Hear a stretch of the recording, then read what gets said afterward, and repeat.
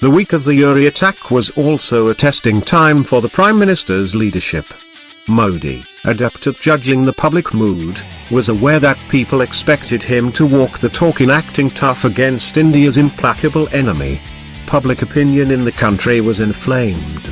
People were calling for an all-out war against Pakistan. Even saner voices were advocating at least some demonstrable retribution. Modi was aware of the public sentiment and the anger that was building up in popular perception. He vowed immediate retribution. "I assure the nation that those behind this despicable attack will not go unpunished," he tweeted on the day of the Uri attack.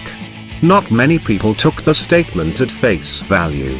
After all, politicians and prime ministers in the past had pledged stern action against terrorists and their handlers many times, but had ultimately refrained from giving that final go-ahead required to retaliate, urging restraint instead.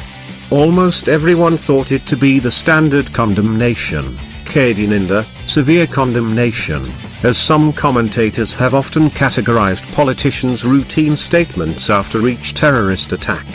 However, the PM was clear in his mind that he cannot afford to be taken for granted like his predecessor, Dr. Manmohan Singh, who often dithered and failed to launch any punitive action against Pakistan even after the outrageous attack on Mumbai in November 2008 that killed more than 170 people and made a mockery of India's security apparatus. Modi had himself strongly criticized Dr. Singh's inaction then. Now, the ball was in Prime Minister Modi's court. The opposition was up in arms. After a day or two of showing solidarity with the government and sympathy for those martyred, it was now mocking the government's inability to punish Pakistan. The Congress targeted Modi, holding him singularly responsible for the complete disarray in the government's policy vis-à-vis Pakistan. Congress chief spokesman Randeep Singh Surjewala had alleged that the Uri attack, which was planned and executed by Pakistan, was the result of the failure of Modi government's political leadership. He had also alleged that the tragedy was the result of a massive intelligence and operational failure inside the government. Newspapers were critical too. The Times of India dug up old statements by the Prime Minister when he was the Chief Minister of Gujarat and the UPA was in power. It recalled a statement made by Narendra Modi at Rewari on the 15th of September 2013, "The problem lies in Delhi, not at the borders. Only a competent, patriotic and people-oriented government at the center can solve the problem." About a month before he made this statement, Modi had tweeted, "India is going through a troubled situation. China intrudes our borders, Pakistan kills our soldiers time and again. But center doesn't act." Strategic affairs analysts were also unsparing. C. Uday Bhaskar wrote, "The Indian response to the Uri attack has followed a familiar pattern of anger against the adversary, the state-sponsored terrorist, and the deep state represented by the Pakistan military. Home Minister Rajnath Singh has castigated Pakistan, called it a terrorist state and imprudently cancelled his visit to the US and Russia. PM Modi has assured the nation that the perpetrators of this despicable attack will be punished." The dominant question that has been deliberated upon with anger and anguish across the audio-visual medium and in social media over the last 24 hours is, when? Amidst all the criticism, the Prime Minister continued to be unruffled. Recall his aides, the PM went through with his daily routine and rescheduled appointments and programs without any change, but made sure he had all possible options presented to him before giving the final go-ahead for a punitive strike against Pakistan. All options, economic, political, and diplomatic, were considered. They ranged from downgrading diplomatic ties, revisiting the provisions of the Indus Water Treaty, mobilizing international opinion by furnishing proof of Pakistan's complicity in terrorist attacks, and of course punish Pakistan militarily. But he was not about to be rushed into any hasty decision. The Prime Minister, however, made up his mind by the 23rd of September, 5 days after the Uri attack. Later that evening, he and Doville, escorted by a Major General from the MO Directorate, walked the length of the South Block corridor from the PMO to the Army HQ Ops Room around 2100 hours, much long after the corridors had been emptied and offices had closed. Already present in the room were Defense Minister Pakar, Army Chief General Dalbir Singh, DGMO, Lieutenant General Ranbir Singh, and a couple of MO Directorate's senior functionaries. The PM sat through the briefing silently, listening with rapt attention. He was presented various options, shown targets that were planned to be hit inside POC, and briefed on the possible retaliation/reaction by Pakistan. Once the initial briefing was over, Modi had a couple of questions on other possible options like a precise airstrike on terrorist camps, remembers a participant. Eventually, the Prime Minister agreed that a special forces raid across the frontier was the best possible course of action at that point. The participant added. The PM's situational awareness and sharp memory were also in evidence that night. When the subject of international reaction came up, he reminded everyone that External Affairs Minister Sushma Swaraj was to deliver her speech at the UN General Assembly in the next 1 week or so. The PM therefore ordered that the operation be timed after her speech. However, beyond giving general directions about the need to be careful, Modi did not get into specifics. He left the planning and execution to us professionals, Doval told me. So the professionals got down to business.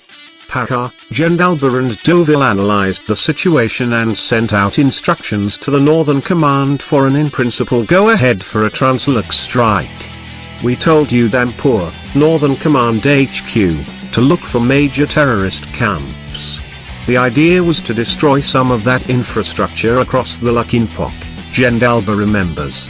India's external intelligence agency, the RANW, and the Intelligence Bureau asked its operatives to assess the possible impact of a retaliatory strike inside POC. We needed to be ready for any possible backlash, a top intelligence operative recalls.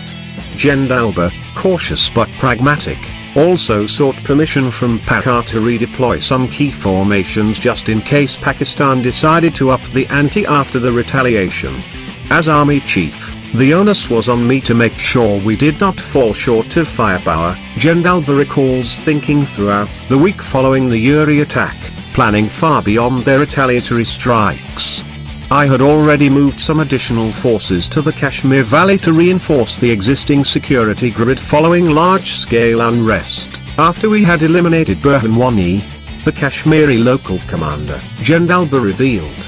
Now I had to make sure that other areas too were ready for any possible backlash, he told me.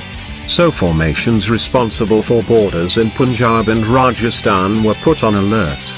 A review of shortages at the local level was carried out and orders passed to replenish inventory. Meanwhile, as debates, mostly acrimonious and bitter, continued to rage on television channels and in public discourse, the Indian security establishment was quietly preparing for a counterstrike on a scale that was always possible in theory, but had never been implemented in practice for fear of escalation. As 1 week passed after the Uri attack, the debates tapered off. People seemed resigned to live with the bitter fact that the situation in J&K and on the Ladakh would continue to be volatile with the Indian Army unable to take any deterrent steps. Little did anyone know that India was about to unleash unprecedented and audacious cross-border strikes. In securing India the Modi way, Pathankot, surgical strikes and more, Nitin A. Gokhale provides the most intimate and sweeping account yet of Team Narendra Modi's approach to national security and foreign policy initiatives.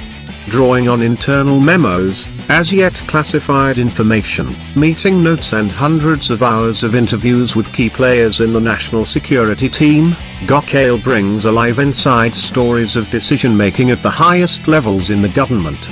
Painstakingly researched, the book details hitherto unknown aspects of the planning and execution of the surgical strikes, revamping of New Delhi's policy towards China and Pakistan, India's renewed global policy focus on Middle East, Prime Minister Modi's attempt to leverage the Indian diaspora worldwide and his attention to smallest of details besides focusing on some small but far-reaching steps taken to secure India in every possible way on land, space, cyber and maritime domains. Book description: The Narendra Modi government, ever since it came to power in May 2014, has made several departures from the past in India's foreign and national security policies. The Prime Minister's personal attention to these two aspects of governance has set new benchmarks. These decisions have made the world sit up and take notice of a more confident and assured Indian government, not afraid to take potentially risky decisions. The book in many ways is the first authentic account of the Modi government decision-making process on vital issues. This book is free of cost. The link is given below in the description. Read it now.